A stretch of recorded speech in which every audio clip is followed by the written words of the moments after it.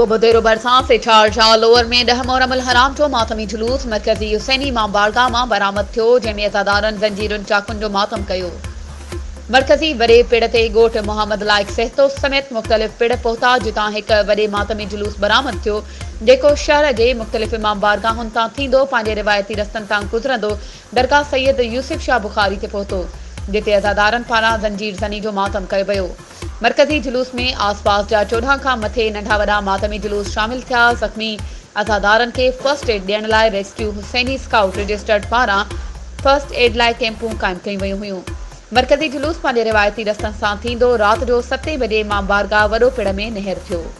वधीक ख़बरुनि ऐं अपडेट्स जे लाइ असांजे चैनल खे सब्सक्राइब कयो ऐं हा, बेल आइकन खे प्रेस करणु न विसारिजो, त जीअं असांजी हर नई अचण वारी वीडियो तव्हां ताईं पहुची सघे।